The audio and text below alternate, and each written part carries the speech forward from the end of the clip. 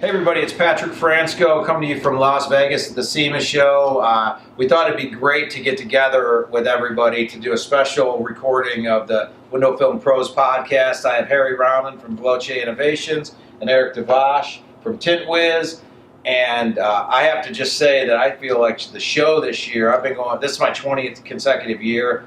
I think probably the highest attendance and also the highest quality attendance, and just seems like the people in the industry right now, there's a lot of optimism throughout the industry. So we wanted to kind of get together and talk about the current state of the industry, how kind of technology is playing a role on both the product side and on the services side of the business, and just where we kind of see things going. And with that, I'll just kind of introduce Harry. Welcome you guys to the podcast. What do you guys think of the show so far? I got a chance to walk the show earlier today, and definitely busier than the last 5 years I've been attending. Yeah. It looks like the industry is obviously doing great because there's a lot of new PPF out there. Absolutely. Some new window film products for like cut software and so on. Lumar, Ceramic Pro. Yeah. Global had new PPF. So yeah, I think I feel like exciting. In general, and I've spent a lot of time not just in the North Hall with the window film companies, but with the other companies as well.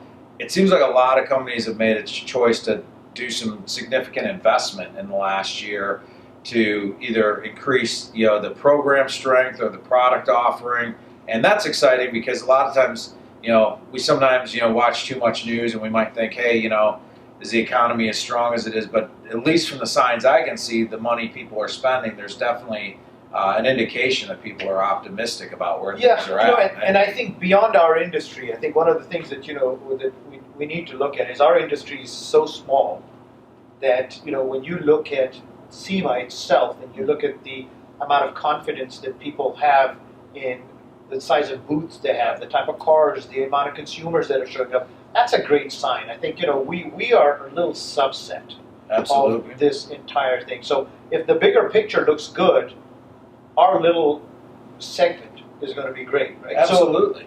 So I think the other thing that I really like is that from what I'm seeing in terms of marketing, there comes a time in manufacturing. This kind of leads us into a little bit of what we were going to be talking about today in terms of the effect technology is going to have on our industry, but overall, not just our industry, in terms of the way the consumer is making a decision, right? So what I really like is product parity, right? Products at some point, whether it's our industry or other industries and so forth, there comes a point when technological change is very difficult. So Absolutely. You have a lot of products that come to the top. If you look at some of the car brands, Mercedes, BMW, and so forth, they've done a great job, and what determines where they're at today is not just technology. The technology is a piece of it. It's the way they're marketing and the way those decisions. So as it relates to technological change in our industry, just in manufacturing, I'm seeing, and I see a little bit different perspective than you guys as well, but I'll start off with what I'm seeing is a couple of things. Number one is the key word is dynamic. Right? I want things to change, not static. Now, dynamic has its pros and cons, as we've discussed in the past, Patrick. The other key word I'm hearing is and seeing is customization. Right? So customization and dynamic products are going to be phasing in more of what our industry is going to focus on. But here's the thing: we are so lucky that we are in an industry that is that has such a great show and tell. So the dynamic products, right, come right up to the top because they can say, "Hey, look what this product does." Now that has to be balanced with how long is it going to last, right? It's easy to make a product. It's kind of like I always go back to ball players, a good basketball player. It's easy to come in 1 year and do a great job and then fall off the next year. The question is how well. So I'm seeing, customization. I think Nike showed us 20 years ago that it could customize every single sneaker. I mean, it was phenomenal. So customization and dynamic. I mean, what are your thoughts on, where do you see dynamic? What do you think? I think, I agree with everything you just said, and, because the market's growing, because more and more people, before it was just window film. Now everybody who does window film does coatings, they do paint protection film and so on. Paint protection film has a whole other market and a whole other interest in there. In states that maybe weren't so interested in window film, they can put paint protection. And these sorts of like add-ons, they're obviously making the industry grow. It benefits the consumer, and then it also paves way for manufacturers to be more incentivized to, like you said, grow that technology side of it. And, if the durability, like you said, is not there now, well, somebody else will say, hey, we like what you did, but we're going to make it more durable. And somebody else will say, well, we're going to lower the price. And somebody else will say, well, we're going to do better consumer-facing marketing and so on. So it just feels like we're really in like a really optimum time, compared to maybe 5 or 10 years ago when window film was window film and then ceramic came along and so on. These add-ons are game changers for shops, because if your average ticket's $150 for a car, $200 for a car, versus now you have the option to maybe your average ticket can be $1,000 or $2,000 because you're adding paint protection and so on. That's a game changer for the shop. It's a game changer for your facility. You no longer have to be on the side of a car wash or with an audio shop, because now you can stand alone because you're doing $4,000 or $5,000 tickets on a Tesla. So, definitely an exciting time, and I think that's the benefit of competition. I think an interesting observation I've made, I'm interested to get your perspective on this.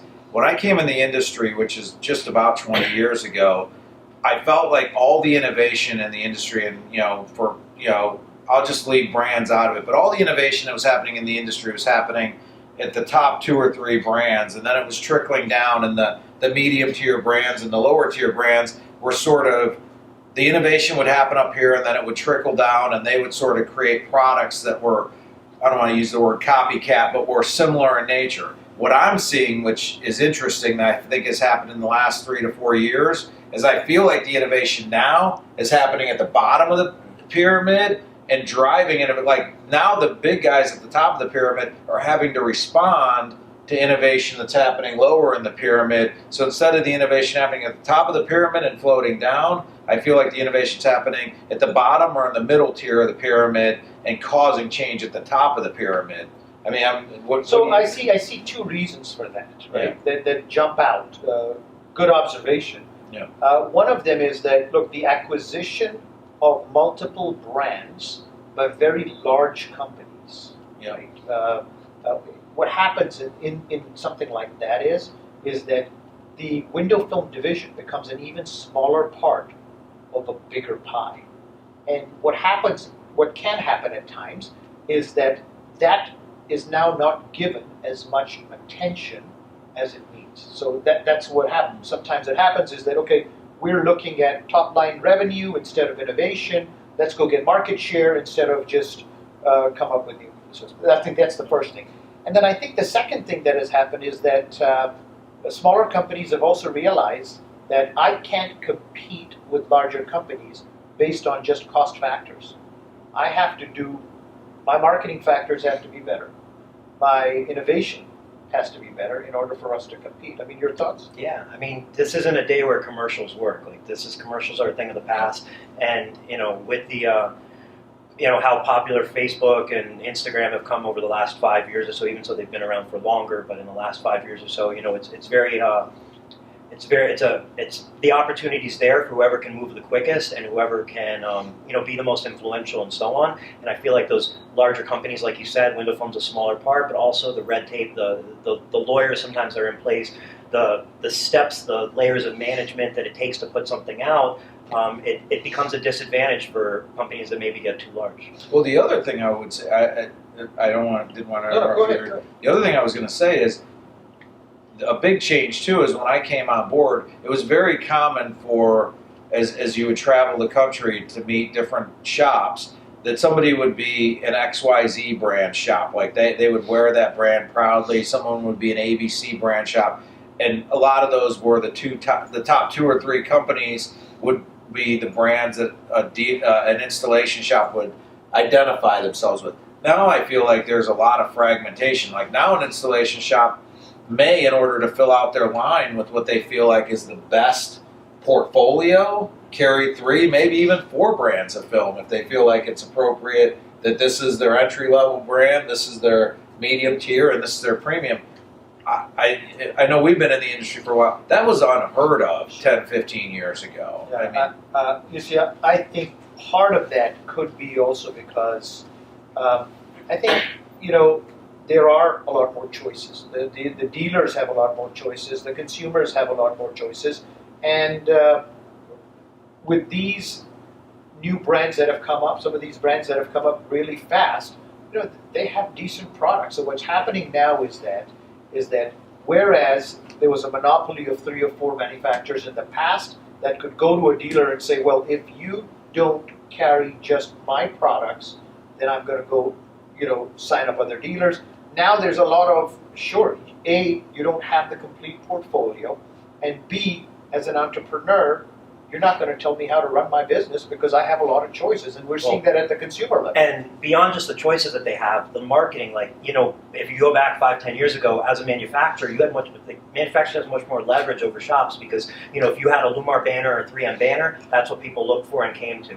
But as a window film company now, you have the ability in your hand to market your own business. So you're marketing your own business. Your customers know your business because if you're a window film company now relying just on the manufacturer's marketing, you're probably dead in the water and frustrated.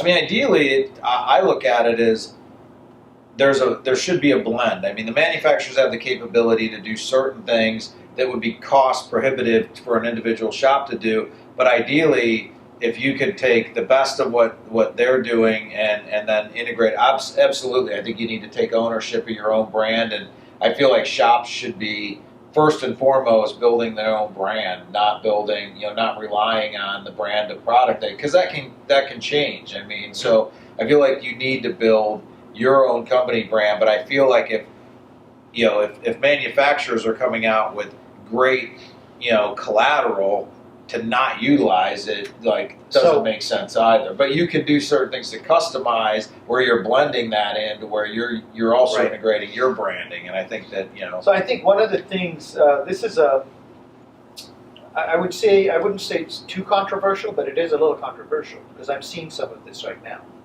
I'm seeing a direction for manufacturers to go direct to consumer and not just through the dealer network. You mean on marketing or actually products? On products. Okay. On products. So if you look at, so I keep a tab on some of the patents that are being filed and so forth of different companies out there.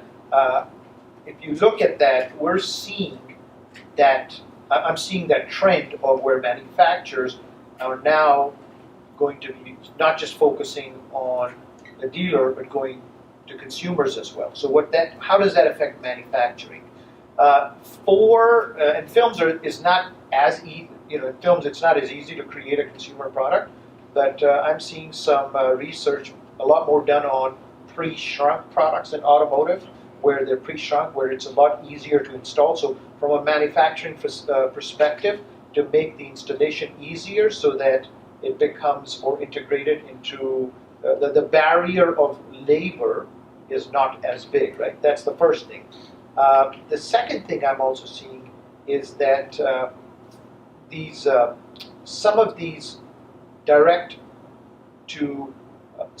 strategies we're also seeing in the automotive markets. In the past, manufacturers went through dealers, right? And I'm not saying it's a good or bad thing. Right? Yeah. So dealerships. So they went to window film dealers, and then window film dealers sold to car dealerships. Yes. So now we have manufacturers that have bypassed the dealers, the window film dealers, and now we're going directly to the car dealerships and saying, hey, look, we'll put the plotters in there, we'll train your people, and so forth. Your thoughts? But definitely that's existing. And what I feel like where that comes from is they're anxious to say, how are we going to grow our sales? Mm-hmm. And that's a shortcut to growing our sales. We can screw over our dealers, we'll go to take their accounts from them, and we'll set the dealership up.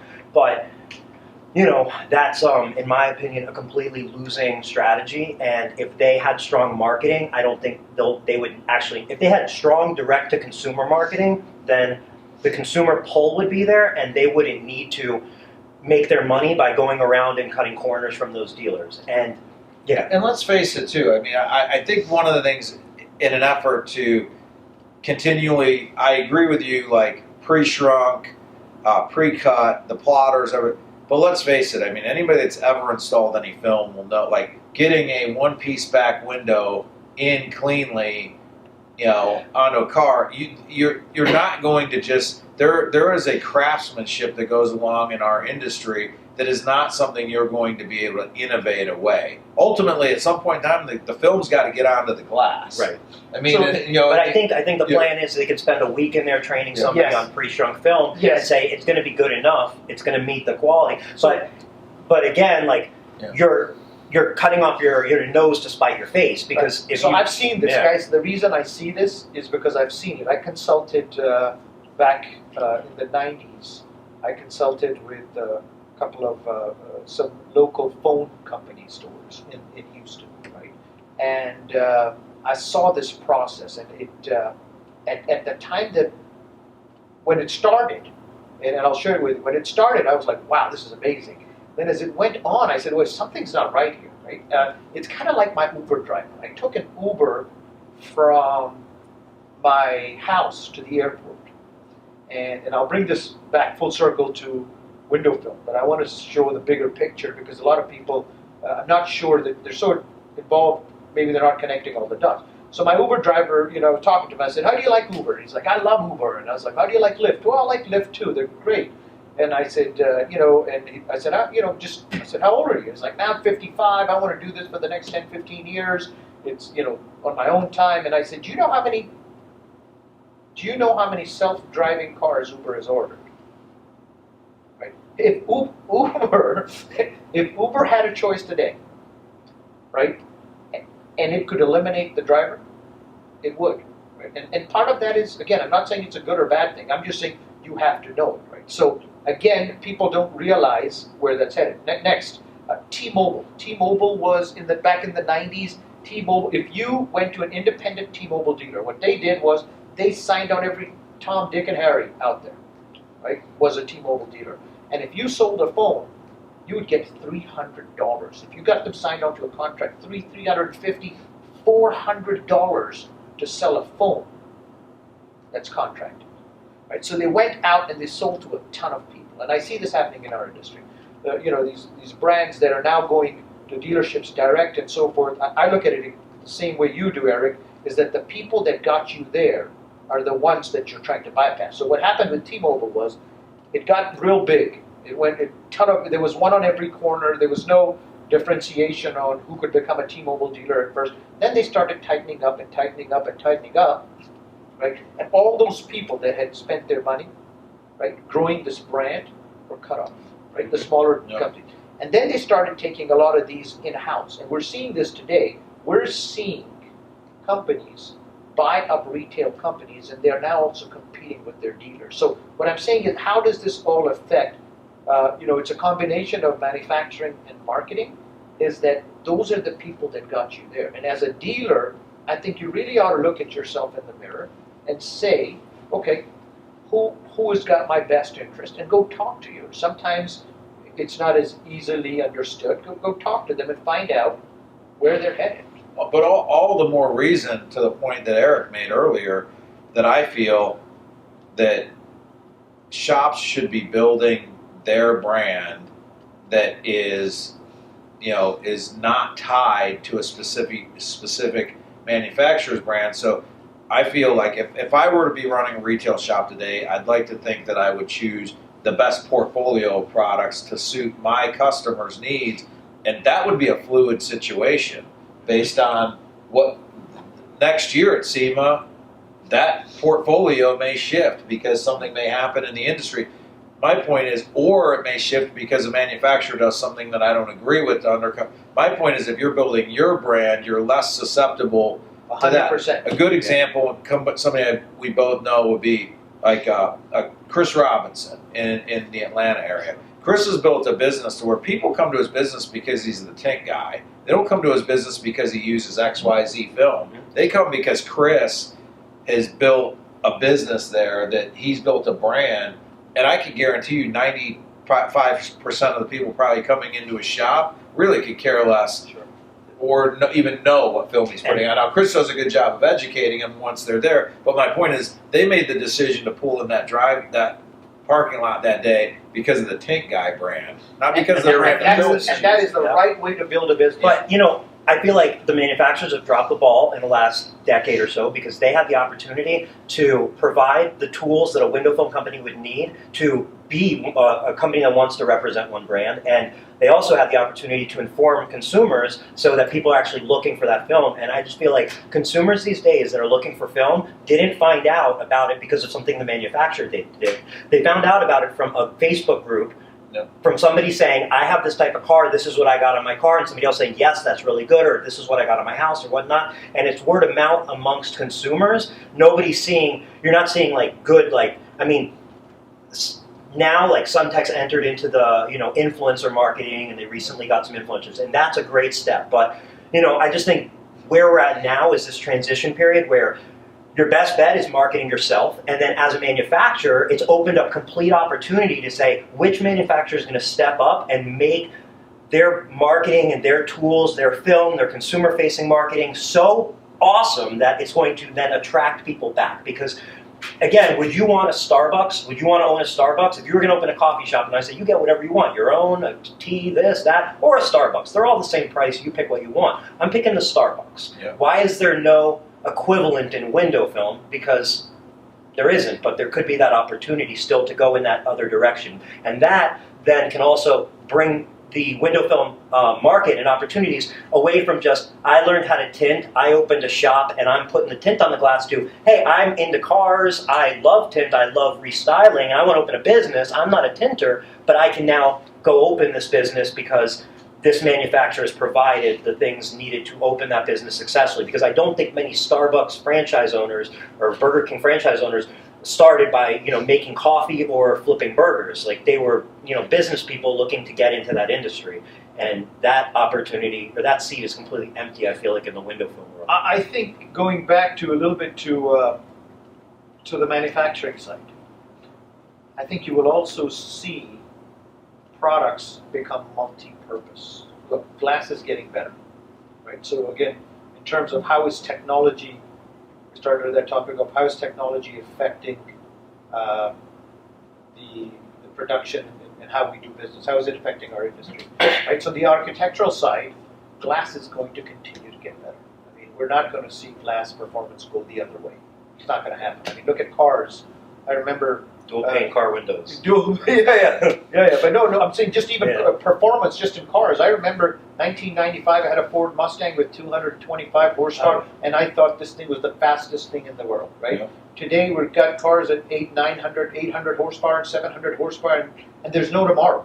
There's a Model 3 will blow away Ferraris and everything else at the same time on a track strip. So things have come. So in the technology, the way technology is changing in the architectural world is glass is going to get better. Now in Europe, you asked earlier about the European associations and stuff. In Europe, there's a lot of exterior film sold because you have triple pane and you have really high efficiency glass and so forth as well. So I think glass will continue to get better. So our products will have to get better at multi-purpose solutions, not just solar control, right? So whether it's safety and security and so forth. The other thing that I see is that even in automotive, companies will start incorporating more IR into the glass itself. So you're going to see automotive, right? I mean, like you said, one of my cars has double pane windows. It's not double pane, it's laminated, right? It's got two panes. It's not a Maybach. No, that's one day. That's your wife's car. If she lets me. Yeah, if she lets me. So glass is going to continue to get better. So we have to make products that can do more than just solar control. So whether it's safety, whether it's allowing in X amount of healthy rays, and whether it has to do more with productivity, whether it has to do more with decoration.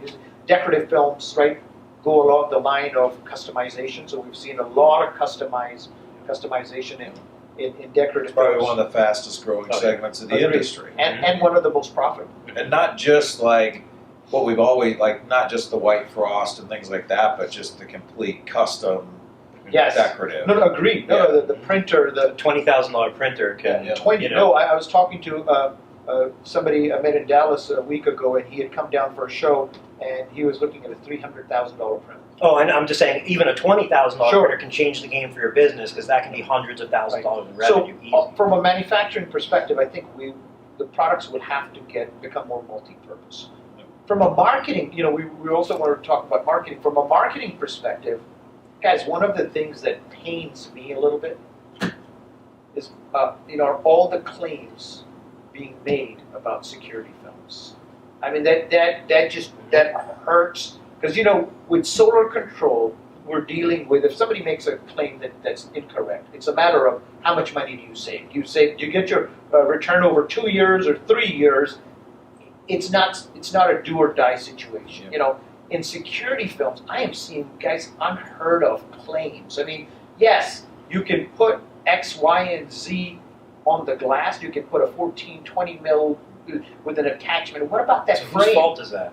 What about that frame? I think that starts off. Look, so here's It starts off with the manufacturer, in my opinion. it does, but I'll tell you this.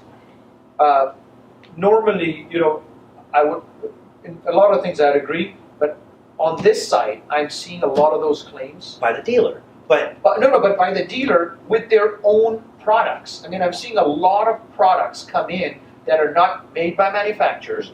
They're saying, okay, well, if you use this, and I have a patent on this, I don't the know, guys. unfortunate part of that is it's going to lead to regulation from outside of the window film industry. Well, what's going to happen is I always say to people, like, there's one thing worse than having no protection, and it's believing you're protected until you realize that you actually aren't. Mhm. Because then you actually have made an investment, you believe that you've made the proper choice, and then when something happens, and I mean, I can tell you right now, my son's school, I went to, and I have to walk through the main doors every day, and that had security film installed, and unfortunately, instead of a proper spec bead of caulk, there was a beauty bead put on, and it drives me crazy because that school made an investment in the belief that this is going to be an intrusion prevention type thing and everything like that. But I happen to know that a 1/4-inch bead of caulk is not going to do a whole lot. And I think what's going to happen, to your point, Eric, and to your point, something. And I hate to say this, and knock on wood, it doesn't. But Yeah. something very tragic is going to happen, and somebody's going to. It's going to come back to we implemented technologies that were supposed to prevent this, and it's going to be exposed, and it's going to be a black eye. Hopefully not, but it could be a black eye in the entire industry. Yeah, God forbid that happens. And I hope, Yeah. for the sake of somebody's life, not for the sake of our industry, because it's just a matter of dollars and cents. For the sake of somebody's life, that doesn't happen. But man, the amount of claims I've seen. we saw it in Florida in the early 2000s. Everybody was claiming security film was going to be a hurricane proof. Yes. And the state AG had to come in and say, hey, you have hurricane on your website for window tint, and you're going to get a big fine, and you better take it right off there. Yeah. And that That's was what ends up that was happening. an amazing thing. That was one of the best things that could have happened because it let people know that you can't make these claims. Right. And the great Because you're targeting people's fear, and you're not taking care of them. The crazy thing, though, that the piece that's a little bit different, though, even then I agree with you 100% on that, is that what can't be controlled, and what I don't even think a lot of people understand is, let's say that you specified a film that would give you a certain level of protection, and you specified a system, whether it's with a physical attachment or a caulk. Ultimately, somebody's laying down a bead that's supposed to be a certain spec across the back edge of the bead, and the person on the job that day laid down a 1/4-inch bead because it was easier, it looked better, whatever. Or the bead is attached to, it's on a door and it's attached to the stops, which are going to blow off. So, okay, great, your film's attached to the stops. It can easily come. My point is, even if you put those things in place to say this is the appropriate specification, it still has to get on the glass appropriately. Right. Yeah, and that's just one part. But the other side is the frame. I mean, look, we can do whatever we want to the glass. We can do whatever we want to the bead. The frame still has to be. So we're making claims on behalf of the system without, being the structural piece of it, right? That's my, and I'm seeing a lot of companies create their own different systems and say, hey, my system's this, and I've got a patent, and my system's better. I want to switch gears for a second, just on the side of marketing. How is technology? So Erik, you guys are both on that side of the fence as well. How is technology changing the way we are marketing? Number one, as I see it, I'll just bring up 2 quick points, is that the customer that we are appealing to today, the millennial, and millennial does not have negative or positive connotations, it has both, just like we have positive connotations, negative connotations. It's a different customer. I'll tell you what I am seeing more and more is that the customer as of today is going to want to know what the values of your company are, which is not something that has been traditionally asked by most. I'm not saying nobody asks. I'm saying that customer is going to be asking for the values of this. The other thing I'm seeing is reviews, right? So we've all been big on reviews. Verification of reviews is going to become even bigger. Yeah, I mean, that has to happen. Huge. But what I'm saying is it has to. As of now, there are a lot of leaks. They're trying to get that going, but the regulation on the authenticity of reviews has to go on further. Yeah, and I think if you're going, the other part of that is transparency. Just to dovetail on that, transparency by the company that's publishing the reviews of how marketing plays a role in where they rank those reviews. Because without saying any names, clearly certain companies that are willing to spend money with a particular company, certain reviews get pushed down, certain reviews get pushed up. And if you really want to have a review system, I think the consumer's impression is that that's going to be a legitimate, credible. The best is going to rise to the top, the worst is going to rise to the bottom. But what we're finding is that algorithm is skewed by the fact of whether you're playing the ball game with that company with regard to buying advertisement and things like that. So I feel like when regulation comes in with regard to authenticity of reviews, there's also going to be it has to be a transparency of if you're going to say these are the reviews, you have to be Google, I think, is in a good position to say, with Google AdWords, if you're paying for the ad, it says ad next to it. So everybody's in the loop. You know this person's at the top because they spent money to be at the top. But that isn't the same with reviews. I mean, So I mean, I definitely agree with all you're saying. I think, first of all, the worst thing that can happen to a tint shop is if they say, what you just said is true. I don't, it's a scam. It's a rigged system. You have to pay to play. So I'm going to check out of that, and the heck with Yelp and the heck with reviews. I think that's the worst thing. So while there are, some issues like you mentioned, as a tint shop, I think the best strategy is earn those reviews, earn as many as you can, and let things work out. But as long as you're doing everything the right way and you're focused on treating the customer right, going up and beyond to earn reviews, you're going to win. Now, if you're not, and you're just kind of going, hey, I don't have reviews, but this is why, blah, blah, blah, you're just going to be in the losing game. Now, on top of that, I feel like a lot of where that notion comes from, the 2 major players in reviews are Google and Yelp. Put the names out there. Google reviews, Yelp has the worst name in the industry. So everybody hates Yelp, and not everybody, but a lot of people hate Yelp. Google, not so much. Whereas, the funny part about it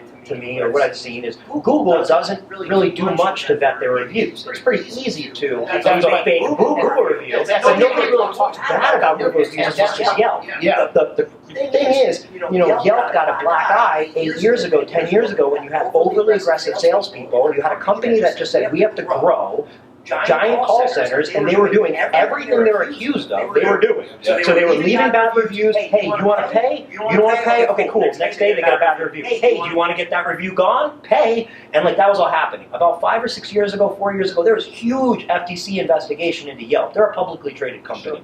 Now, we all have conspiracies. Epstein didn't kill himself, but Yelp, I don't believe that Yelp is still pay to play with where their positions are, because I think all that had to be put out there during that FTC review as a public company. I agree. So, when the people say, like, let Yelp burn, I'm sorry, but if you let Yelp burn, again, you're setting yourself on fire. Yelp's not going to burn.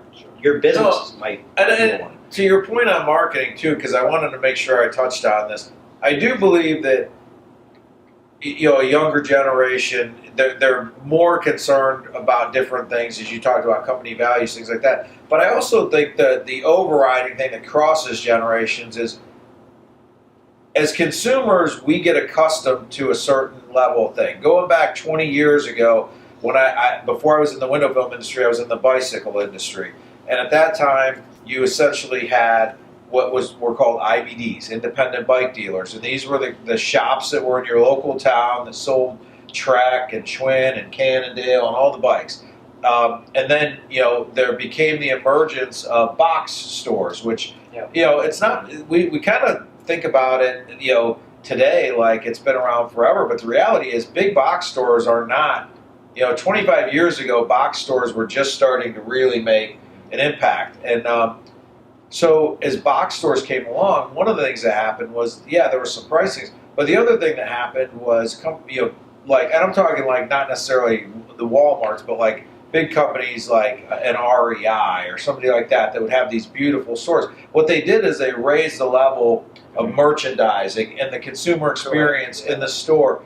And I remember having discussions with a lot of, because I used to at that time be a territory manager, going out and talking to a lot of the independent bike dealers that I serviced and saying, what's happening is consumers' expectations of what a consumer experience is are changing. So if you want to, as an independent bike dealer, continue to service them, you have to make changes to your store to sort of raise the level to where the expectations they have are now here, and if you're coming in here, their immediate impression when they walk in your door is a negative one. Sure. Because, so what I think has happened with regard to marketing and things like that, you had said, I feel like the expectations with regard to how your company will market itself, the way your company will present itself on social media, things like that, are now here because a lot of companies are doing it really well. So it's no longer acceptable to have either no website or a very poor website, because that actually, before anybody even knows who you are as a company, is already giving them a very bad impression of who you are, because the expectation is now this. So I feel like it's, as much as it is, we would want to say like a millennial thing, I feel like it's just that cross-generational, as expectations change, you have to change the way you're doing things to meet those expectations, because that's now the new bar. Yeah, the other thing I'm seeing in terms of sales is, back in the days, consumers wanted to talk. They really wanted to talk to somebody to get. We're seeing a lot of decisions made by email, by text messages. I bought a car recently that I'd never seen or test driven. I live in Houston. Car was I did the same this year through text message. Yeah, in Atlanta, and I purchased a car. And 10 years ago, 15 years ago, I would have never thought that I could buy, that I would ever make that decision, right? So we're seeing a lot of decisions that are being made on text messages. Instead of, hey, listen, sometimes we pick up the phone to call, and they're like, no, just text me, right? So I think that's going to continue. What that means is that the traditional, they're going to do their research and so forth, but the decision is going to be made without the traditional interaction that we would have had in the past. 100%. And like, one of the things on TintWiz is, we do online proposals. So you can send a proposal through text message and email. It's part of the system. And I can tell you 1,000%, the dealers that are taking advantage of that are winning those flat glass jobs. Absolutely. And upselling on automotive jobs, when sending a proposal for an automotive job never existed. Now, when you're sending them a good, better, best, instead of just a price over the phone, you're including PPF, you're including ceramic coating. Customers have the ability to approve that proposal at 11 p.m. on a Sunday. instead of calling between your business hours. And the thing is, like, as a tint shop, you know, most tint shops are 1, 2, 3-man bands. Like, do you really want them calling in the middle of the day? Do you want your phone ringing while you're doing something else, whether you're talking to a customer or tinting? Or do you want to get a notification on your phone saying this approval was proposed, and then you can call them back 3 minutes later when it's convenient for you? So, like, no question about it, whether you're talking about, you know, how to market, consumer experience, and so on. Like, if you're sitting there complaining about things changing, or you think that wintertime nobody buys tint and nobody's doing anything, what's happening is you're not capturing enough of your market. You have to evaluate what you're doing, how your website looks. You know, like, I'm sure you can speak a lot to this, but like, maybe 10 years ago, hey, if you had a website, cool, because at least people are going to find you because you were one of, you know, you were one of 5 shops, you were the only one with a website, or maybe 2 had a website out of 5 went up, so you're going to win the business. And then it went on to, okay, so I have a Facebook page. I'm killing it because I have a Facebook page. Well, that's because no one else had a Facebook page. Yeah. Now everybody's got a website, everybody's got a Facebook page, so you have to continue to evolve that. A website's no longer a static thing, and just posting on Facebook is no longer good enough. You have to run ads. It's not Facebook screwing you. It's supply and demand of views. No single person that complains that people don't see their posts would actually want to see every post that's towards them either. You don't want to see 8,000 posts about advertising either. Yep. So don't expect it. So well, on your point, I want to, because I think you made a great point too on what your brand, you know, what TintWiz does. I think a lot of it fits right in with what we're talking about, like the expectation of somebody of how a company is going to present themselves. I think getting that proposal and having it, I mean, if somebody's shopping around, I mean, a lot of times, sometimes there are consumers that make a decision based on price, but often that's what they may say, but there's actually a lot of other things involved in that decision. 100%. And I feel like having, you know, if you're presenting your company properly online with a website, with social media, and then when they have an interaction with you, they get that proposal through like TintWiz. I mean, I think you're setting the stage for this person to just be like, this is clearly the company I should go with, because what may be happening is they've reached out to 3 companies. One company didn't answer the phone, or when they answered the phone, it wasn't a pleasant experience. One company, and this other company's got a great looking website. Their social media seems active, relevant, current. And when I called them, or when I interacted with them, I got this proposal back that looks like $1 million. But I think, again, that's the type of experience you'd expect to get from the top names in online retail and things like that. And I think people have got so accustomed to that when you fall short of that, it automatically is creating a negative impression about your company. The crazy thing is, I say to somebody, it's not enough to be, you may very well, in fact, have been tinting windows for 25 years, and you may win the WFCT every year, or be in the top 5. You may be the best window tinter within 500 miles where you're at, but a guy that understands marketing and comes in, or a girl that understands marketing, comes in, puts together a great website, and checks all these boxes, could be smoking you with regard to business, because it's not just about how good you get the film on the glass. They can't read your head. Yeah, they don't know, and you have to sell them before you get the opportunity to put the film on the glass and show it to them. You have to sell them. One of the craziest things that I see a lot of in flat glass is, people go out for a consultation. They measure all the windows. They show the person the film. Now, this person took an hour out of their day to have the stranger in their house and walk through their house and so on. And then why did they invite somebody to come out there to get a price? And then people go, all right, tin shops go, all right, I'll send you a proposal in a day or 2. You'll get a proposal. Like, why not give them the proposal right on the spot? Like, what's going on with that? Like, somebody, you can order something on Amazon and have it there 5 hours later, and you think they want to wait 3 days to get a price? Back to expectations. Yeah. I mean, people's expectations change, and it's your responsibility as a business to change your business to keep up with what the expectations are. It's not their responsibility to adapt to you, it's your responsibility to adapt to them. On that side, on the marketing side, another thing that I'm seeing change very rapidly, because the consequences are very high, is gimmicks are not going to work. That's why Groupon, just to put it out there, Groupon, to me, it's for restaurants, for nail places, for services where you say, I don't care if I pay money to get you in the first time because you're going to keep coming Correct. back. You need to taste my food. Sure. But if you're selling a $180 tin shop, and you're giving it at 50% off, which is Groupon's recommendation, then you're giving Groupon 50%, so you're getting $45 for that tin shop. What are you expecting? Now, I tell you what you're expecting. You're expecting to upsell that customer. And typically, the customers that are on Groupon aren't necessarily the ones that are going to go, yeah, I came in for my $90 tin shop, but the 600 one sounds great. And a lot of them are going to be rubbed the wrong way when you're so strongly go. Yes. So then you get a bad review. Yeah, back to the review. And then what does that bad review cost you? What is that worth to you? And you just spent money you're playing a to losing get game. a bad review. So Yeah. gimmicks, I'm seeing. Don't look, work. if you've got, I'm just saying this in general. If you're using gimmicks to sell, you're building your palace on fake fundamentals. It's going to fall. Multi-$1,000 quotes, flat glass people quote, and they don't put the dimensions on there. Right. Who's going to spend thousands of dollars? Their quote doesn't say what they're getting. Sure. So it's silly. So definitely on the gimmick side. The second thing is customer service. Let me tell you, the consequences. Some people do it for the right reasons because that's how they want to be treated. Others, you better be up in your game because if you don't have the right customer service, you're going to be called back out. If you're called back out, let me tell you, I bought something recently that I wouldn't have spent money on.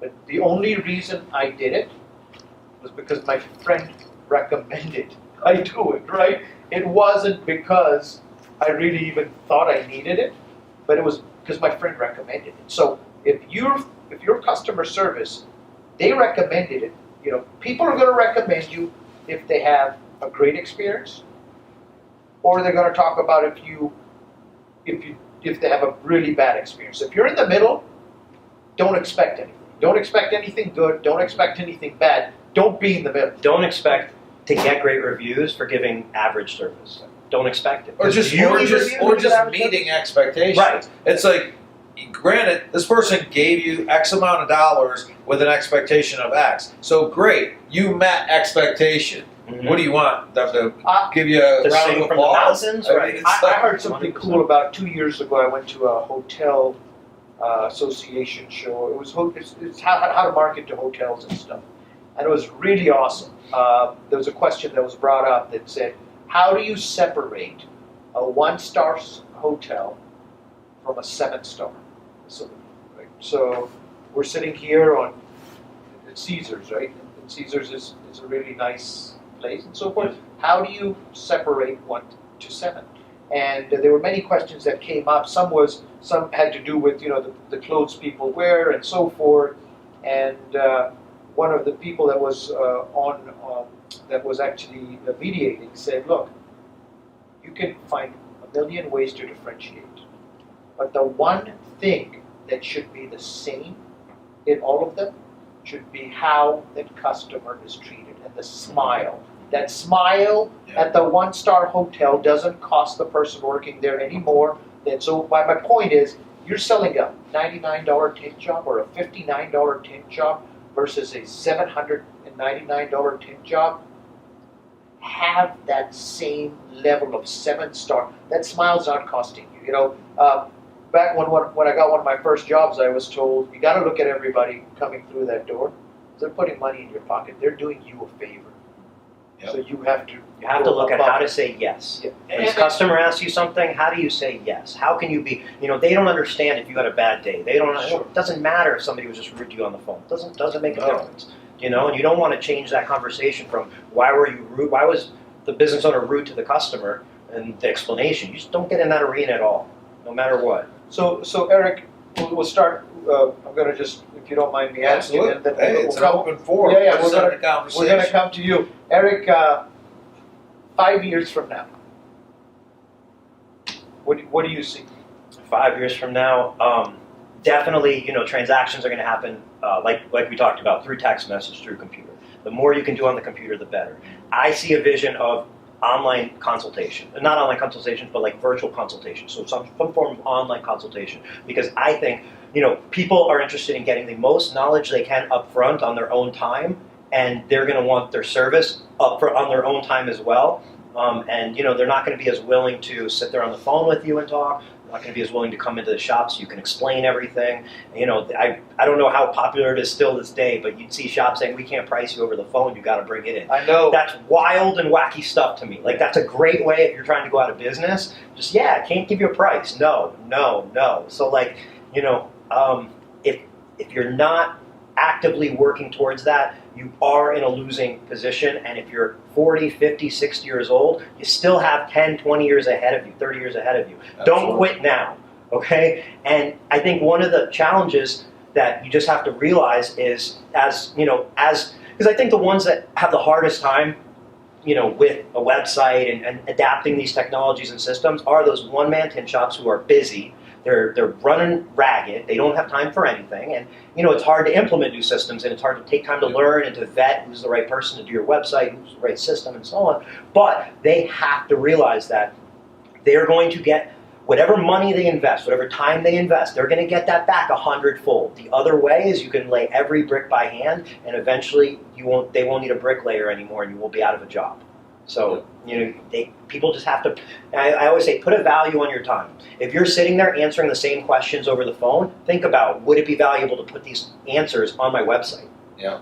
Would it, I mean, you know, and then it's going to answer it. So, Patrick? I mean, I think Eric hit on a lot of things that I would echo. I would say you have to look at, you know, your job as a business is to provide the consumer need in a way that they want it provided. And you can't say this is how we do it and you expect them to sort of change. So I feel like that I think as an industry, I think there has to be a consideration of what can I do to, you know, meet what the customer wants, whether it's time, whatever. I think time, ultimately, everybody's most valuable asset is their time. And I think today, with all the technology and things like that we have, even more so, we can get more done in a smaller amount of time, so people value their time even more. So I feel like as a shop, you have to figure out the ways you can deliver what they're looking at in a timely manner. You have to make it easy for them. I often say to people that want reviews, great example, people want reviews. I'm like, you can't, I don't care how great a service, but it's a rare person that's going to jump over hurdles to give you a good review. You have to make it easy for them. You have to lead them right to the water to allow, and even if the most satisfied customer is not going to go the extra mile just to leave you a review, I think you have to respect the customer's time. You have to respect that. So that's number one. I think we have to evolve to take that more into consideration, because I think as an industry, a lot of times we've still continued to evolve from where we are, and I think a lot of our industry still, in large part, it's like, here's how we make a hamburger. I don't want the hamburger that way. This is how we make the hamburger. Well, you know, I think we have to figure out how we can innovate as an industry to give them what they're asking for. And the other part of that, I think, is to find ways to be respectful of their time, whether that's utilizing technology like, you know, what you offer, or just doing things. And one of the things we've recently started doing with some of our clients is in a contact form on the website where somebody would fill it out asking for information, asking them, how would you like us to contact you back? Phone, text. Like, tell me how I want to interact with you the way you want to be interacted. Started off on the right respectful, foot. like Start it off. Yeah. Because if you get a call, if I inquire about something and like I really want an email back, because I was on the computer, so that means I like the computer. Yep. So like, why are you calling me? I didn't call you. Why are you calling me? Yep. Unless, you know, that's what the request is. Like, it starts it off on the wrong foot, because you're like, hello, and then who is this? And if I'm already like, who is this? Why are you calling? Oh, okay. That's not a vibe that's going to be conducive to making that sale. And I think to your point of like, you know, people are valuing time, I think that also then kind of brings up an opportunity for people to innovate on the mobile side of things. Because if you look at like service, for car service, Tesla's, hey, we'll come to you. You schedule your appointment on your phone. There's no one to talk to in Tesla service. It's not happening. Good luck. And you're going to schedule. They're going to come to you. You can be at your work. You can be wherever you want. Amazon, working on, hey, we'll deliver your package to the trunk of your car, to your work. We don't care. We'll bring it to you. Like, everything's come to you. So I feel like, you know, in a world that's shifted to bigger and badder shops, it always leaves opportunity for the other end of it. What about the mobile side of it? Because, you know, if you're busy and you have a mobile opportunity, so you mean I can get my car tinted or I can get PPF put on my car while I'm at work? That's not such a bad proposition. I don't have to drop my car for 8 hours. So, you know, I think there's always that two sides of it, the shift to where opportunity. So I'll throw in a couple on my side as well. Is the first is, you know, as you look at yourself, question yourself. Yes. Question yourself. It's not, you're not hurting yourself, you're helping yourself. Question, you know, the old adage of, well, that's how I've been doing it. Yeah. Whenever you find yourself answering to yourself or to somebody else, that's how I've done it, you should look in the mirror and say, that's not the guy that's going to be around 5 years later. So the first thing is question yourself in terms of your marketing, in terms of your service. Second thing is, whatever you're going to do, go a step ahead, right? Go one step up, whatever it is that you're going to do. If you're going to go wash the dishes, right, at home for your wife or for whatever else or whoever you want to do for the family, go one step up. You know, go ahead and mop the floor while you're at it. Go do something that is, if a customer says, hey, can you pick me up, right? If they're spending $200 on a tint job, or can you drop me off, buy them a $3, $4 cup of coffee, right? I mean, they're gonna, you want to review, earn it. What's It's a $10? there. What's a $10 Starbucks gift card? Or Yeah. what's paying for an Uber for $10? So, exactly. So, yeah. no, go ahead. Oh, well, you said to your first point of like, you know, question yourself. Yeah. I think what the biggest frustration or the biggest thing that I think everybody should know is you need to focus not on what you know, focus on what you don't know. Absolutely. Because people always say their experience and their experience and their experience, and if you're only living in your experience and your past experience, you're not growing or going anywhere. And you know what you don't know is a you know, if you focus on what you don't know, you're always in the learning position. Well, and on that same point, one of the things, if anybody's stopped in to see our offices in California or Ohio, one of the common questions we often get in our offices, and you may have seen it even on a video, in all of our offices I have a Mona Lisa hanging upside down in all of our offices, and it stimulates question. If we hire a new employee, one of the first things they ask is, why is that Mona Lisa hanging upside down? And it's a constant reminder. I tell people, like, for me foremost, but also I want it to be a culture with our employees to, you know, basically turn traditional thinking on its head. Like, I look at the Mona Lisa as the tradition. It's like, so it's like I said, you know, I hang the thing upside down just to be a reminder, like, turn it on its head all the time. Turn it on its head. I like it. People want to be different, but to be different, you actually have to do things differently. Yeah. So I want to add, so agreed. Yep. So we're talking about another thing, along with questioning yourself, is also, look, you don't have to come up with everything by yourself. You don't.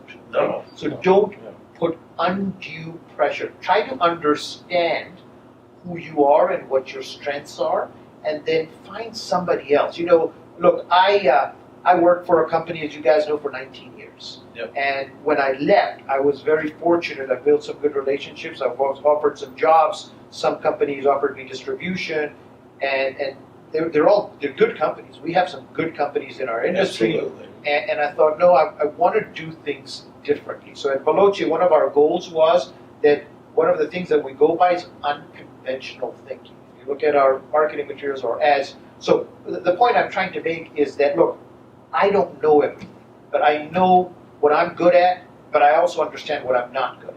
So there are people like Patrick, I'll go to Erik. I've got other people, consultants that are on board that I'll go to. So don't put undue pressure on yourself to try to come up with all the solutions, right?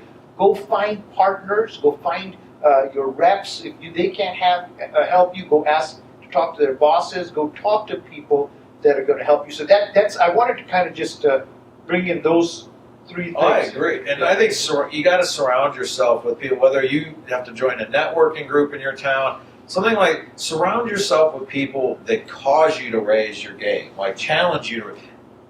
Don't be so proud to, like, I want the people I surround myself with to tell me how I'm doing it wrong. I'm not going to be offended. I want to be challenged to be like, you know, and you know, we as an agency partnered with a much larger agency, in New York to basically like a small like mentorship type thing, because I want to surround myself with people that are doing things at several levels above what we're doing, so that I can come home and be like, I don't ever want to feel like, I want to always feel like tomorrow we got to get up and do it a little bit better than we did it today. Because as good as we think we're doing it, we're not doing it as good as we can do it. And I want people to tell me.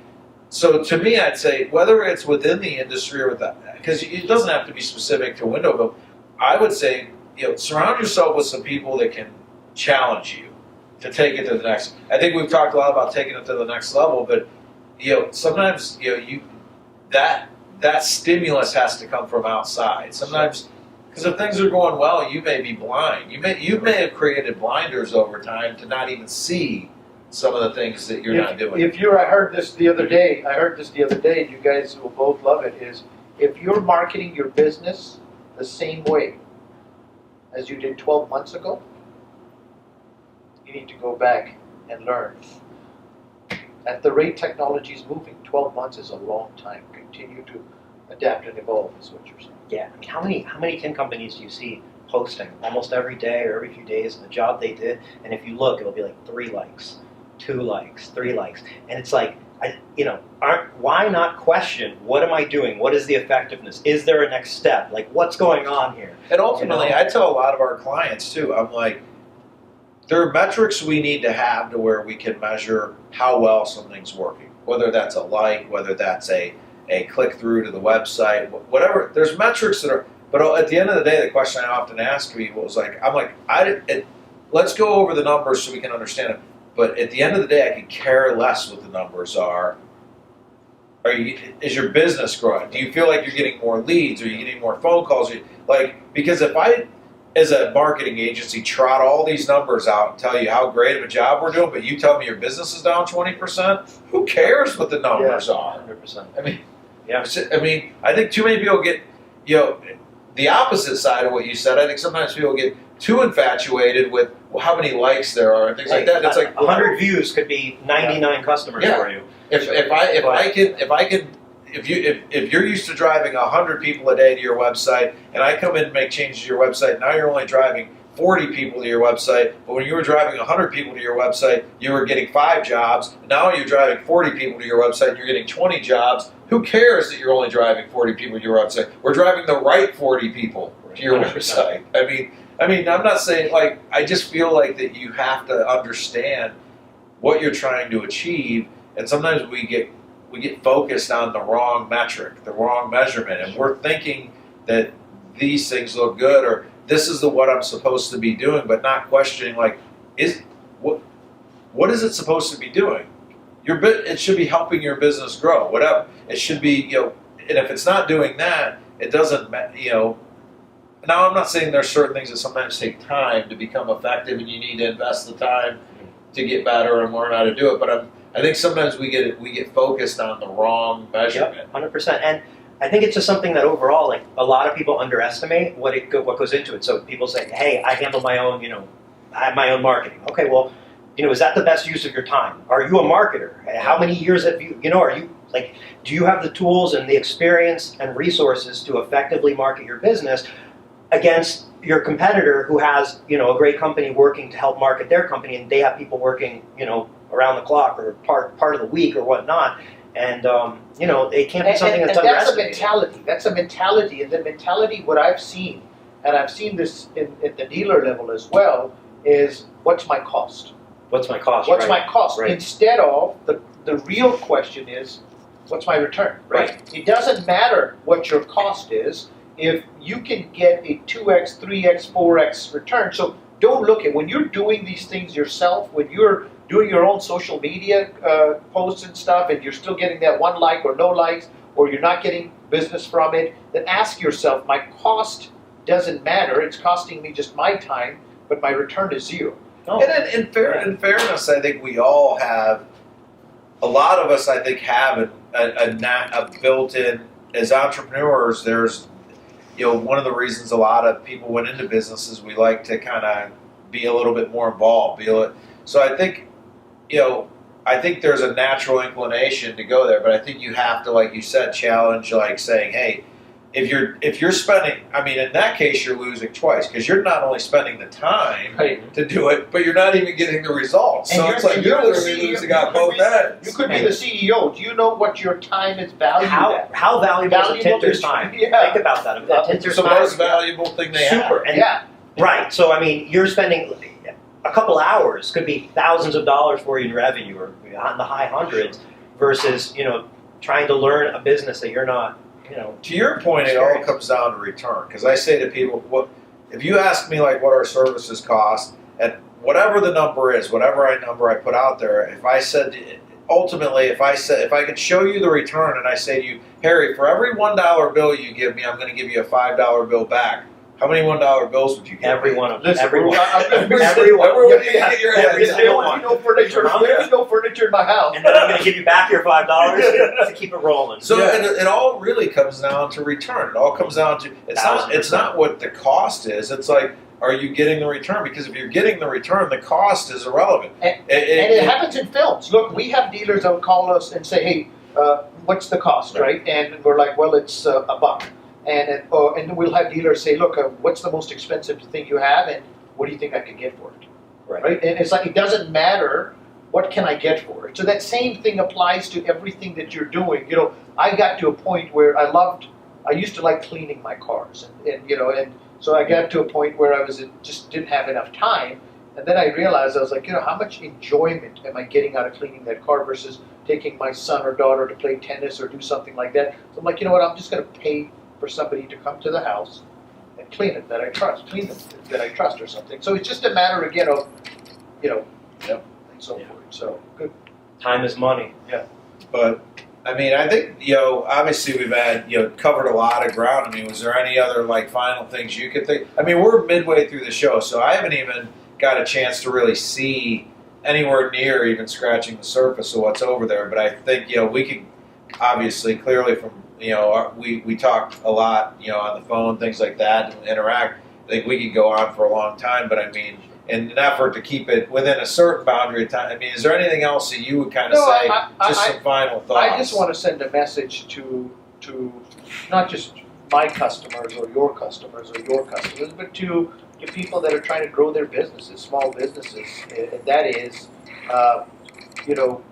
question yourself every day. Question yourself. Get up tomorrow and ask yourself if you could have worked more efficiently yesterday, right?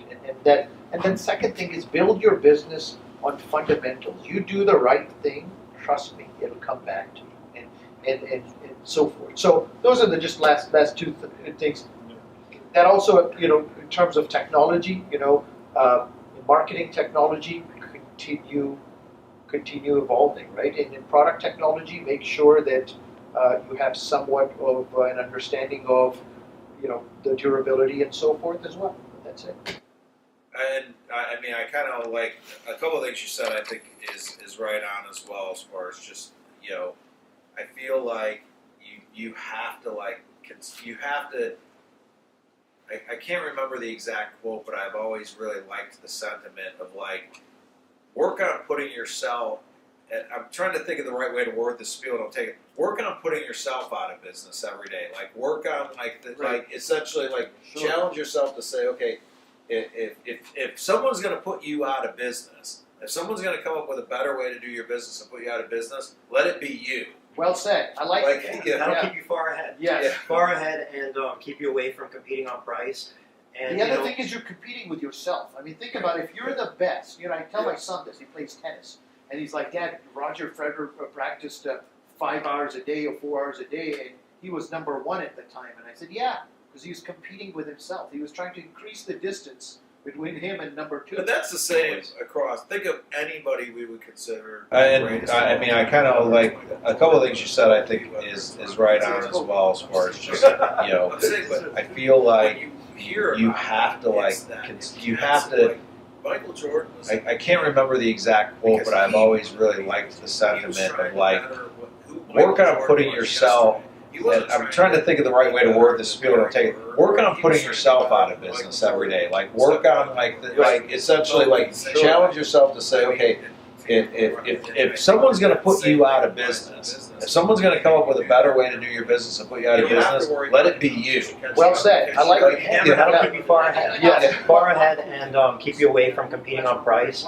And The other thing is you're competing with yourself. I mean, think about it. If you're the best, I tell my son this. He plays tennis, and he's like, Dad, Roger Federer practiced 5 hours a day or 4 hours a day, and he was number one at the time. And I said, yeah, because he was competing with himself. He was trying to increase the distance between him and number two. And that's the same across. Think of anybody we would consider the greatest of all time, whether it's Michael Jordan, whether it's Kobe, whether it's Roger Federer. It's Kobe. I'm just kidding. I'm saying, but when you hear about them, it's that intense. Like Michael Jordan was in the gym because he wanted to be in the gym. He was trying to better who Michael Jordan was yesterday. He wasn't trying to be better than Larry Bird, or he was trying to be better than the Michael Jordan that stepped foot on the court yesterday. Kobe, same way. I mean, and to your point, and I think that same thing applies in business. And I think if you do that, to your point, you don't have to worry about the competition catching up because you never have to worry about the 99. And I'll tell you one cool thing about this, and then we'll pass it on to Erik. One really cool thing about it is that for me, thankfully, it's always been that way where I've just competed with myself. I want to beat myself, and by nowhere means am I where I want to be, right? But every day I just want to be better than me, right? One of the greatest things out of that is you're not looking at anybody else. So you're not comparing to anybody else, which is a great internal feeling of you're taking control of what you have control over. Because if you're competing with somebody else and they up their game 3 times, guess what? You're always going to feel like you're not doing enough. So if you can beat yourself, it's a great feeling that you have control. Yeah. Looking at your own business, like you said, seeing how you can improve it. Are you treating your customers the way you would want your mother to be treated at a business? There's a lot of aspects to the business that are beyond just tint. You're a tint business, and you are the owner of the business. And that doesn't just involve tinting. So you have to constantly be looking at that entire experience. How clean are your floors? How well lit is your shop? As good as a tinter you are, is that message being conveyed on your website? Is that message being conveyed on your Facebook? Because if it's only coming out in the tint groups when you're telling other tinters, that's not going to get you anywhere. Plus, one last thing, guys, prove it. Prove it. Because I hear a lot of people say, well, my tinters are the best. We have the best service. Quantify it. You think that guy that's coming in that hardly knows anything about tinting is saying that he's horrible? He's not. Right. Well, and I think we'll just wrap. I think because it just brings things full circle too. I mean, I feel like, and we touched on it earlier, doing a term that's used sometimes in the industry is like surprise and delight, not necessarily window film industry, but I feel like if you think about, to your point earlier, how can if all I'm doing is this person's giving me $225 to tint their car, and I deliver to them exactly what they expected when they walked in the door, that's fine. I mean, you can build a business on that, but if you really want to take your business to the next level, it has to be that person picks the car up and they're like, there's a surprise and a delight that they got more than they thought they were going to get. For Customers are no longer going to be coming to you just because you're on the corner. Yeah, they're going to be yeah. shopping around and driving where they need to go, and if you're not standing out. And I mean, I feel like whatever industry you're in, I think if you think about the places that you would go out of your way to tell a friend about, whether it's a restaurant, whatever, you could drill back to, in some way, shape, or form, they surprised and delighted you because they did more than you expected them to do for the money that exchanged. You were willing to exchange this for what you expected to get, and the reason you're such an advocate for them is you got more than you thought you were going to get. So find out what that is for your company. Yep. Whatever it is, find out what that's. Yep. I think that's pretty good. I mean, like I said, I appreciate you guys taking time. Super busy week, obviously, for all of us, but I think this was a great conversation. I hope that the people that are watching got some value out of it. So, Erik, thanks for your time. Hey, thank you. Harry, thanks for your time. All right, take care. Thank All you. right, see you guys. All right, thanks.